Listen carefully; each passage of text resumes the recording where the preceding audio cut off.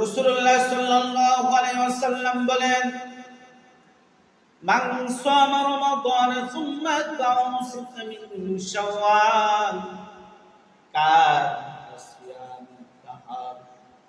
আমার কোন উম্মত যদি সারা বছর রোজা রাখতে চায়, সারা বছর রোজা রাখার সওয়াব পেতে চায়, আমার কোন উম্মত যদি সারা বছর রোজা রাখার সওয়াব পেতে চায়, তাহলে সে যদি রমজানের পরে শাওয়াল মাসে ৬টি রোজা রাখে, আমার উম্মত যদি শাওয়াল মাসে ৬টি রোজা রাখে, রমজানের পরে ৬টি রোজা রাখে শাওয়াল মাসে, তাহলে সে তার আমলনামায় পূর্ণ ১ বছর রোজা রাখলে যে সওয়াব তার আমলনামায় সে সওয়াব দান করা হবে।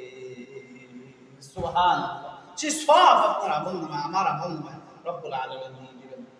এই জন্য এই শাওয়াল মাস, আজকে দ্বিতীয় জুমা, আর বেশি দিন নাই, এই রোজা রাখার চেষ্টা করবেন।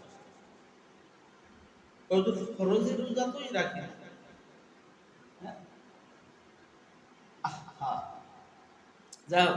যারা রোজা রাখছিলেন রমজানের রোজা, এই মাসে কেউ যদি রাখতে চান রাখতে পারেন, গোনা হবে না। তবে ফরজ রোজা যে রাখেন তার জন্য গোনা হচ্ছে, তার জন্য গোনা হচ্ছে যদি আপনি কাজাগুলো না করেন।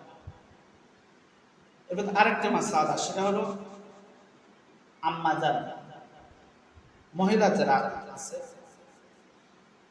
এনাদের মাসে ৩ দিন, ৫ দিন, ৭ দিন, ১০ দিন অসুস্থতা আল্লাহ প্রদত্ত অসুস্থ,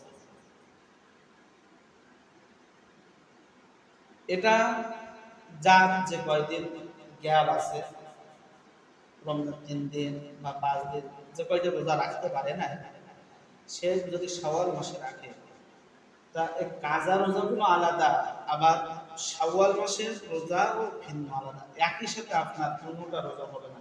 আপনি যদি শাওয়াল মাসে কাজা রোজা রাখেন, তাহলে কাজাটা আদায় হবে, এরপর পরে আপনি আবার শাওয়াল মাসের রোজা রাখবেন, দুটোটা আবার একসাথে আদায় হবে না।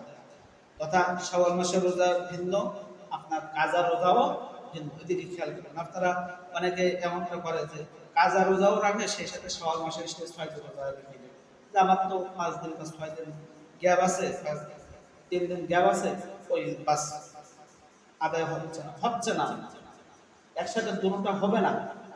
এই জন্য যারা শুনতেছেন সবাই এদিকে খেয়াল করবেন।